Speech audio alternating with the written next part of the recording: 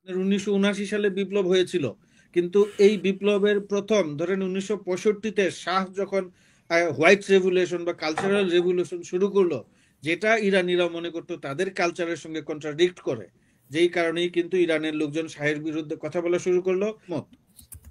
সেক্ষেত্রে আপনি ইরানকে যদি উদাহরণ হিসাবে নেন, ইরান কিন্তু রাজতন্ত্র থেকে যে ইসলামিক প্রজাতন্ত্রে যে তারা রূপান্তরিত হলো, এটা কিন্তু একটা ধরেন ইরানের প্রেক্ষিতে একটা রাজনৈতিক সংস্কার। সেটা আপনি পছন্দ করেন কি অপছন্দ, কি অব্যাহত রাখবে কিনা, বা আপনার এই সংস্কার অব্যাহত রাখবে কিনা, এটার জন্য আপনাকে সিভিল সোসাইটির কাজ করতে হয়, যারা প্রেশার গ্রুপ হিসাবে কাজ করে। কিন্তু আনফরচুনেটলি বাংলাদেশে যারা সিভিল সোসাইটি হিসেবে কাজ করে তারা পলিটিক্যালি বায়াসড, কিন্তু তারা সেটা স্বীকার করে না। উনি বললেন যে 17 বছর বিএনপি ফেল করেছে, পারে নাই। এইখানে প্রথমত আসলে বিএনপি একা ফেল করে নাই, জাকারিয়া ভাইও ফেল করেছে, আমিও ফেল করেছি। কারণ গত 17 বছরে আমরা ফেসিবাদ লড়াইয়ে ছিলাম। এখন জাকারিয়া ভাই যদি বলেন যে না, উনি 17 বছর ফেসিবাদ বিরোধী লড়াইয়ে ছিলেন না, উনি 2024-এ এসে যুক্ত হয়েছেন, তাহলে সেটা ভিন্ন কথা। বিএনপি বড় দল, তারা ভিজিবল ছিল, তাদের মিছিল মিটিং সমাবেশ আমাদের কাছে চাক্ষুষ হয়েছে। কিন্তু বিএনপির পাশাপাশি আমরা সবাই এই ফেসিবাদ এবং এই গণবিরোধী যে শাসন ছিল সেটার বিপক্ষে ছিলাম। এখানে শুধু বিএনপি না, জামায়াত ইসলামী ছিল, গণ অধিকার পরিষদ ছিল, পাশাপাশি যত ক্রিয়াশীল রাজনৈতিক দল ছিল যারা ফেসিবাদের বিরুদ্ধে সক্রিয় হয়েছে, যারা বুঝতে পারলো যে এটা ফেসিবাদী শাসন ব্যবস্থায় রূপান্তরিত হয়েছে, সবাই এইটার বিপক্ষে ছিল। এবং দলগতভাবে এটা কালেকটিভ ফেইলর। আপনি যদি এটাকে ফেইলর হিসেবে চিন্তা করেন যে কেন আওয়ামী লীগকে 17 বছর বা 15 বছর সময় লাগলো আমাদের, এটা কোনো ইন্ডিভিজুয়াল বা কোনো একক দলের ব্যর্থতা না, এটা সবার ব্যর্থতা। এবং একই সঙ্গে আবার আমরা 24-এ যে সফল হয়েছি, এটাও সবার সফলতা। এটা কোনো একক দলের কৃতিত্ব না বা একক ব্যক্তির কৃতিত্ব না। এখানে নানা সেকশন থেকে আমি শুরুতেই বলেছি যে জাকারিয়া ভাইয়ের একটা খুবই ভালো, আমি মনে করি যে ট্রিমেন্ডাস কন্ট্রিবিউশন ছিল এই এই জুলাই বিপ্লবে। উনি উনার মতো উনার জায়গা থেকে ক্যাপাসিটি দিয়ে পার্টিসিপেট করেছেন। হাসিন ভাইরা ঢাকায় মাঠে নেমেছেন জীবনের ঝুঁকি নিয়ে, আমরা এখান থেকে কথা বলেছি। আর আরেকটা জিনিস কি, আমরা যদি একটু ইতিহাসের দিকে তাকাই, এই ধরনের যারা রেজিম থাকে, ফ্যাসিস্ট শাসক থাকে, ধরেন 1973-এ চিলিতে আপনার পিনোশেট, সালভেদর আয়েন্দ অন্যতম জনপ্রিয় শাসক, তাকে কিন্তু ক্ষমতাচ্যুত করে সামরিক অভ্যুত্থানের মধ্যে ক্ষমতা নিয়েছিলেন। পিনোশেটের পতন হয়েছে প্রায় 19 বছর পরে, 1990 বা 1999 সালের দিকে, তারিখটা আমার খেয়াল নাই। বা আমি যে হোর্হে বিদালের যে উদাহরণ দিলাম আর্জেন্টিনার, উনিও প্রায় 10-12 বছর ক্ষমতায় ছিলেন। ব্রাজিলে একজন সামরিক শাসক ছিল, সাথে 20 বছরের বেশি ক্ষমতায় ছিল। এবং সেইখানে তো ধরেন এই যে ব্রাজিলের যে ফুটবলার সক্রেটিস, তিনি এই সামরিক শাসনের বিরুদ্ধে বিদ্রোহের জন্য বিখ্যাত।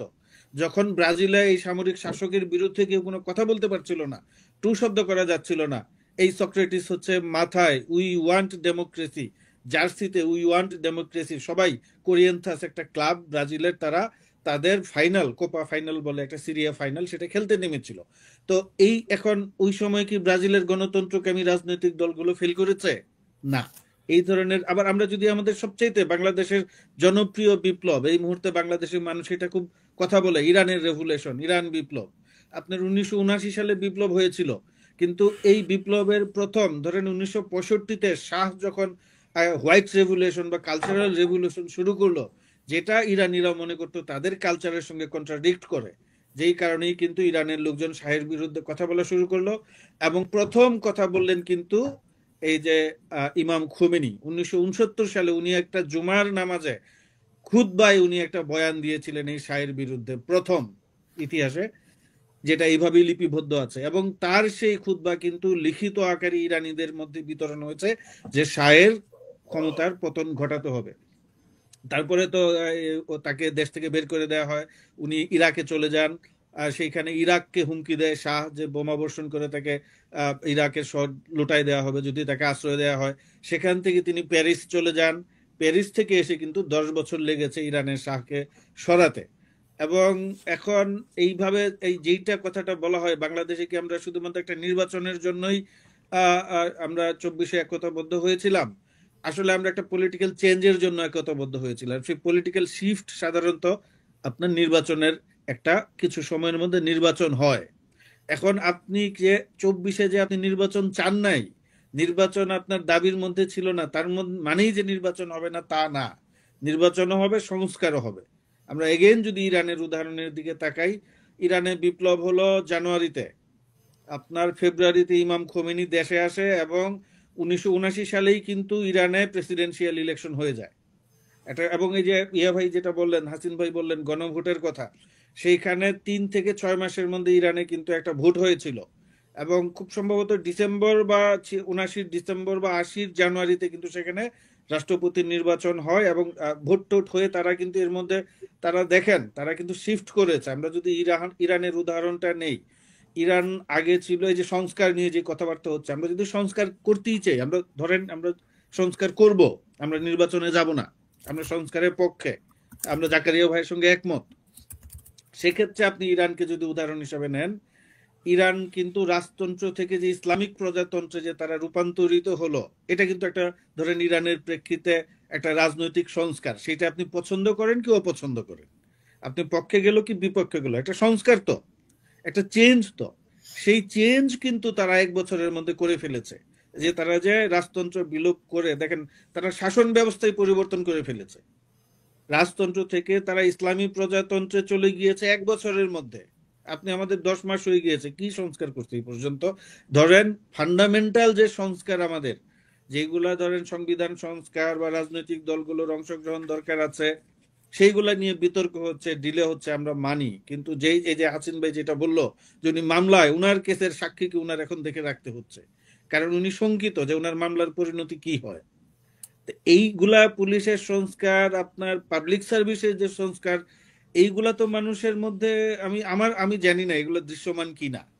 তো সেই জায়গায় আমি মনে করি যে ধরেন আপনি সংস্কার করবেন, কিন্তু সংস্কার এবং বিচার এটা তো একটা দীর্ঘমেয়াদী প্রক্রিয়া। এখন আপনি, অনেকেই বলে সংস্কার এবং বিচারের আগে নির্বাচন হবে না, তাহলে আপনি কয়টা বিচার করবেন? আপনি বিচারের মাপবেন কিভাবে? আপনি কি শুধু শেখ হাসিনা, উবাইদুল কাদের আর আসাদুজ্জামান খান কামালের বিচার করেই আপনি বলবেন, মনে করবেন বিচার শেষ, এবং আপনি ওই 3টা বিচার যতদিন লাগে ততদিন পরে নির্বাচন দিয়ে দিবেন? কারণ হাসিন ভাই যে গুম হয়েছে, এটারও তো বিচার হতে হবে, বিচার হতে হবে না? এখন হাসিন ভাইয়ের এই মামলার গুমের যতটুকু বোঝা যাচ্ছে, এটা তো সরকারের প্রায়োরিটি লিস্টে নাই, কারণ উনি সংখ্যাবোধ করছেন ওনার মামলা নিয়ে, গুমের মামলা নিয়ে। তো আপনার এই ধরনের এই যে রেজিমের বিরুদ্ধে যে বিচার হবে, এগুলো হাজার হাজার মামলা হবে। তো শুরুতেই বললাম, আর্জেন্টিনা 1982 সালে গুম হয়েছে, তারপরে 2000 সালের পরে মামলা হয়েছে, 2016-17 সালের দিকে রায় হয়েছে। তাই বলে কি আর্জেন্টিনার নির্বাচন বন্ধ ছিল? ওরা কি গণতন্ত্রের দিকে যায় নাই? এখন আমাদের যেটা করতে হবে, হ্যাঁ, আমাদের যে সংখ্যাটা করা হচ্ছে যে ক্ষমতায় যারা আসবে তারা কি আবার আমাদের এই বিচার প্রক্রিয়া অব্যাহত রাখবে কিনা, বা আপনার এই সংস্কার অব্যাহত রাখবে কিনা, এটার জন্য আপনাকে সিভিল সোসাইটির কাজ করতে হয়, যারা প্রেসার গ্রুপ হিসাবে কাজ করে। কিন্তু আনফরচুনেটলি বাংলাদেশে যারা সিভিল সোসাইটি হিসেবে কাজ করে তারা পলিটিক্যালি বায়াসড, কিন্তু তারা সেটা স্বীকার করে না। আমরা যদি সিভিল সোসাইটির যদি সংজ্ঞা বা ডেফিনেশন আমরা বিবেচনা করি, সিভিল সোসাইটি সেলফ এটা একটা পলিটিক্যাল এন্টিটি। সারা পৃথিবীতেই পলিটিক্যাল পার্টিগুলার সিভিল সোসাইটি থাকে। হ্যাঁ, সেই সেই সংস্কারে সেই সিভিল সোসাইটিগুলি তার দলের সমালোচনা করে, বিপক্ষ দলের সমালোচনা করে। কিন্তু আমাদের দেশে যেটা হয়েছে যে সিভিল সোসাইটি যেই দল করে সেই দলের সমালোচনা করে না, অন্য দলের সমালোচনা করে, বলে এবং আমি নিরপেক্ষ। তা এইরকম একটা ধরেন যে পক্ষপাতমূলক সিভিল সোসাইটি তো আসলে যখন থাকে সেটা কার্যকর থাকে না, না থাকার কারণেই কিন্তু এই রাজনৈতিক দলগুলি ধরেন স্বৈরাচারী হয়ে যায়। এই যে আওয়ামী লীগ যে আপনার ফেসিবাদ হলো, আমাদের যারা লিডিং সিভিল সোসাইটি অ্যাক্টিভিস্ট তারা কি এর কোনো বিরোধিতা করেছে? এখন যারা সংস্কারে বড় বড় কথা বলে, তারা তো কোনোদিন এই এই এই, তারা এই মিছিলে যায় নাই। তারা তো এই আমাদের যারা সিভিল সোসাইটি হিসেবে অ্যাক্টিভ, তারা এই এই এই গুম খুনের বিরুদ্ধে কয়দিন মিছিল করেছে, কয়টা কথা বলেছে?